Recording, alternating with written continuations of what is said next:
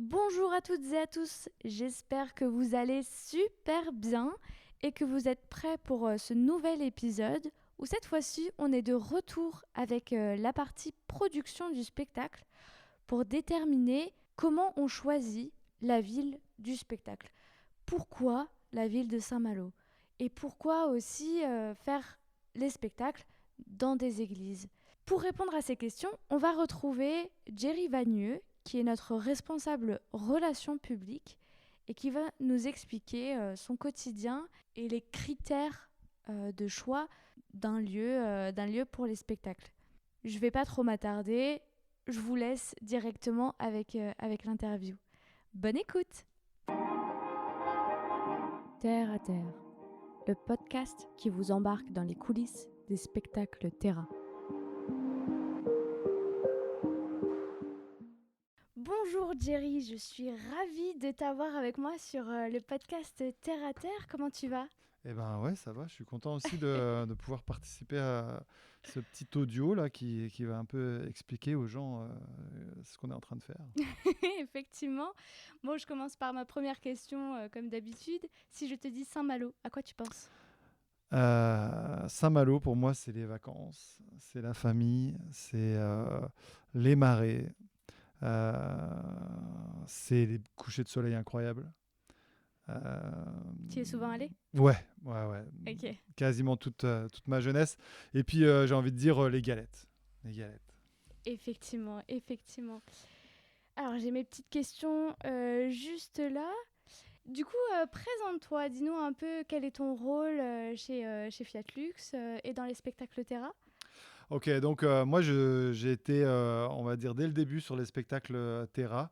Donc je suis un peu, on va dire, je connais le système depuis qu'on a mis en place ces projets-là. Donc ça fait maintenant 3 ans qu'on travaille sur des spectacles comme ça de grande ampleur avec plusieurs casquettes. J'ai fait plusieurs casquettes, j'ai fait un peu la direction de production, mais là actuellement je travaille plutôt dans la relation publique, c'est-à-dire aller voir les gens qui vont nous accepter aussi bien dans les églises que dans les mairies.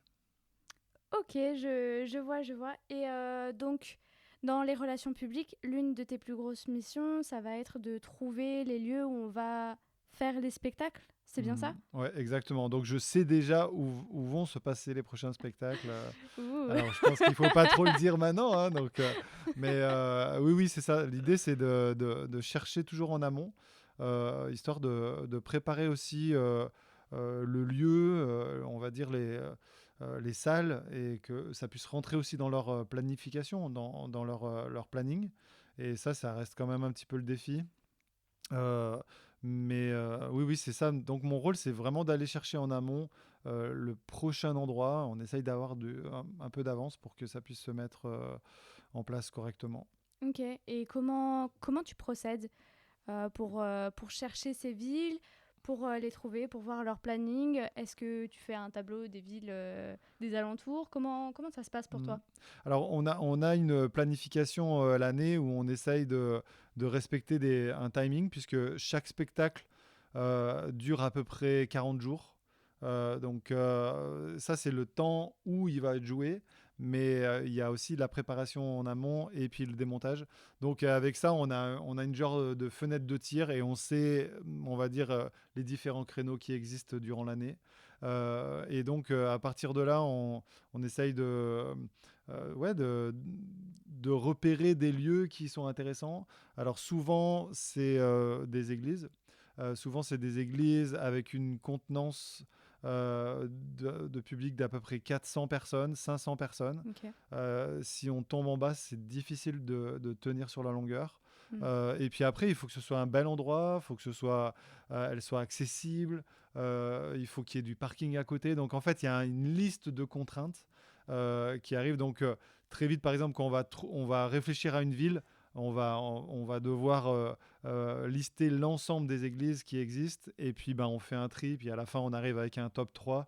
Et là, à ce moment-là, je me déplace et je vais visiter les Ok. églises. Je vais voir s'il y a des contraintes particulières, et après à ce moment-là, je rencontre les responsables ou ceux qui sont, on va dire, les occupants en fait des lieux. Et est-ce que finalement le choix des villes est dépendant du choix des églises? Je veux dire, si les églises sont disponibles à tel endroit, bah du coup vous allez à tel endroit, ou vous choisissez d'abord la ville et vous faites en sorte que ça soit disponible pour vous. Oui, alors ça dépend, il y a des opportunités, il y a des gens qui nous demandent, il y a des gens qui nous disent, ben, nous, on veut faire ça dans notre ville. On va dire à chaque fois, on doit aussi analyser, savoir si c'est une ville qui est suffisamment importante, qui va nous donner quand même d'être rassurés de Mm. savoir que le spectacle peut se jouer. Et puis après, derrière, on va dire, on réfléchit quand même plus à des bassins où on sait qu'on peut avoir un certain nombre de spectateurs. Donc voilà, on a une sélection de villes qui n'est pas dévoilée encore. Ok, du coup, Saint-Malo faisait partie de ces villes-là, où elle se situait où dans le top 3 à peu près Alors Saint-Malo, c'est un peu une histoire de cœur aussi, et en même temps, c'est un peu un challenge pour nous, parce que c'est la première fois qu'on va faire ça l'été, avec la difficulté de ne pas savoir s'il va y avoir des bénévoles, de ne pas savoir si les touristes vont être au rendez-vous.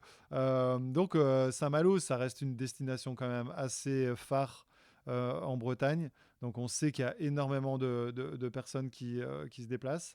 Maintenant, il va falloir aussi euh, faire en sorte qu'ils soient au courant de ce spectacle. Hmm. Donc ça reste un défi assez important. On n'a pas toutes les garanties, mais en tout cas, on y croit parce que l'histoire de Saint-Malo est vraiment incroyable, passionnante. Elle est très très longue, donc on peut raconter une histoire de presque il y a 2000 ans, mais l'histoire du 17e ou du 18e, elle est aussi passionnante. Enfin, il y a vraiment des très belles histoires à Saint-Malo.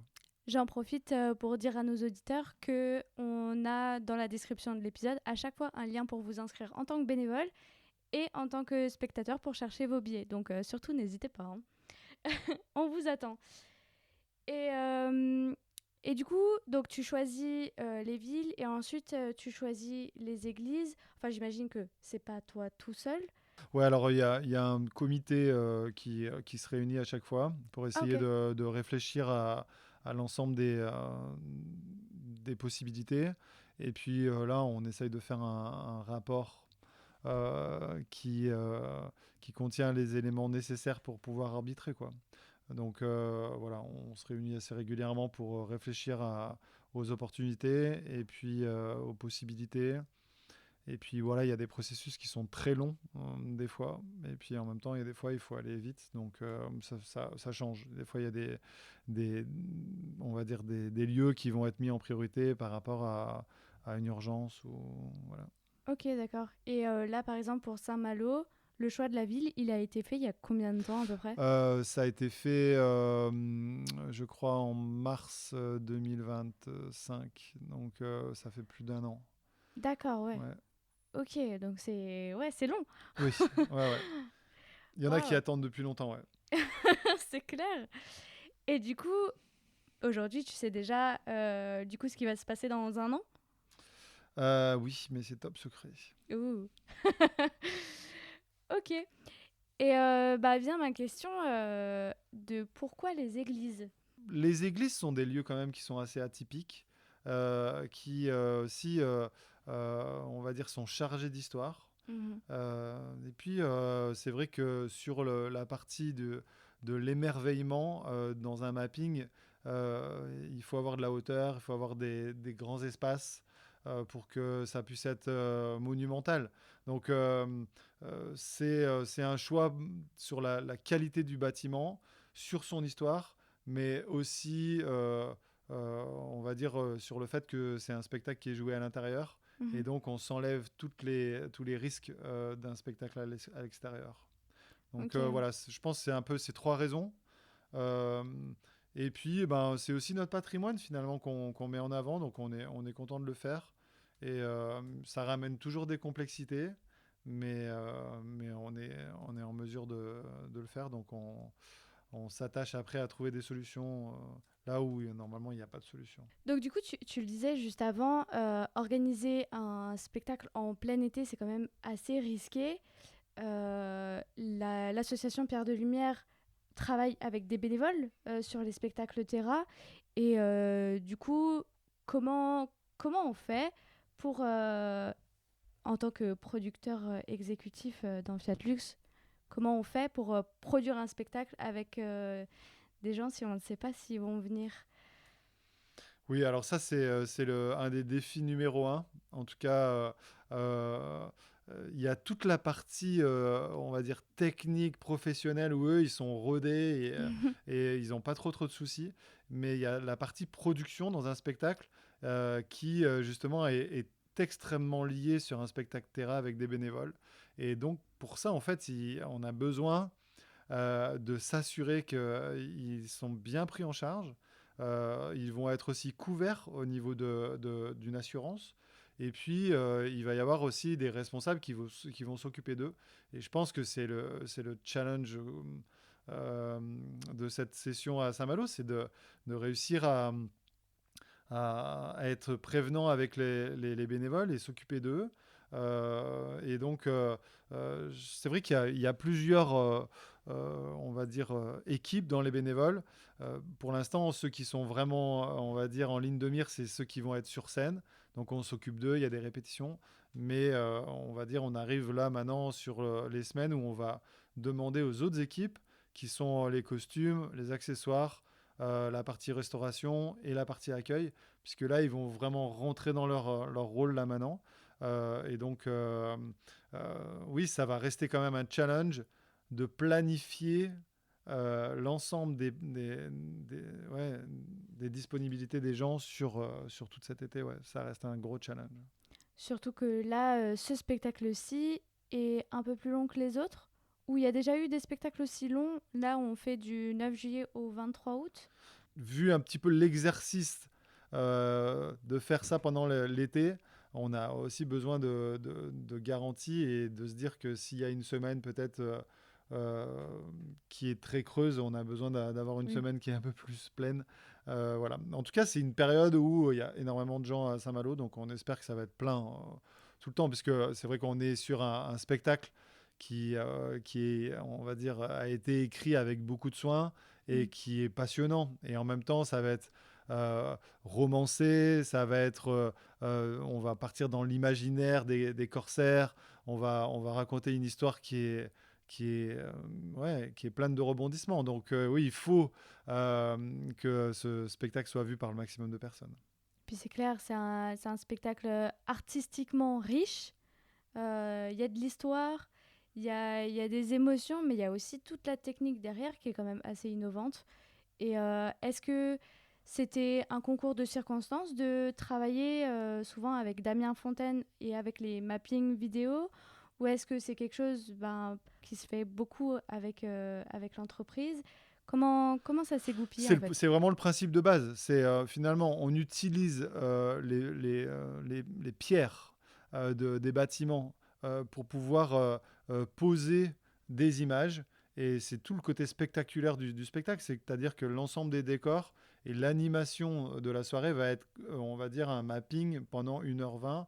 1h20 d'images variées, complexes, qui vont transporter les gens dans un imaginaire et puis faire rêver les plus petits. Et en même temps, voilà, on risque de se retrouver sûrement, j'imagine, peut-être sur une barque avec une nuit étoilée sur la mer. Et ça, voilà, on peut se l'imaginer, on va dire, dans un rêve, on peut se l'imaginer en étant sur un bateau, mais là, on va y être vraiment, puisque on va dire, avec le mapping, c'est un mapping qui est à 360, donc les gens voient, on va dire, l'horizon et on va dire le ciel comme s'ils y étaient en fait. Ah, c'est une véritable immersion dans le spectacle. C'est ça. Oui, c'est une immersion totale dans le spectacle.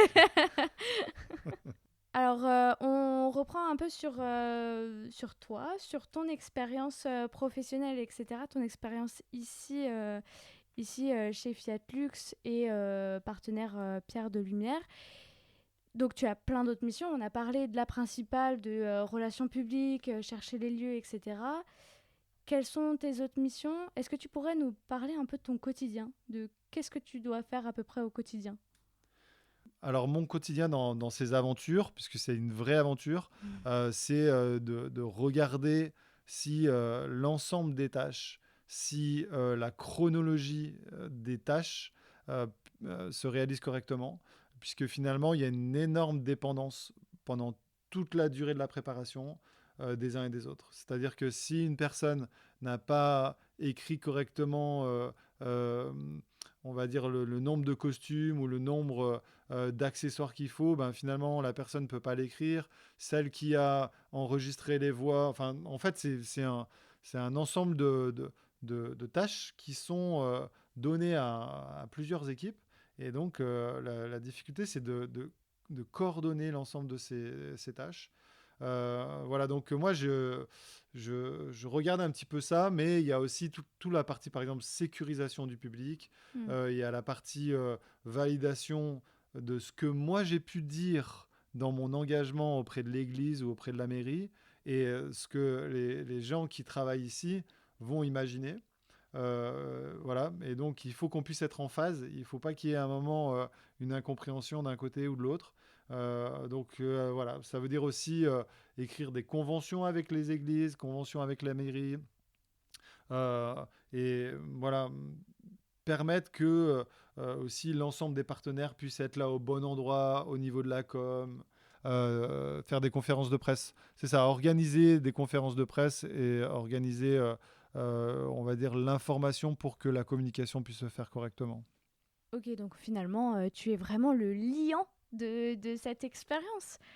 Avec tes relations publiques, finalement, c'est vraiment ça, quoi. T'es le commercial de l'équipe.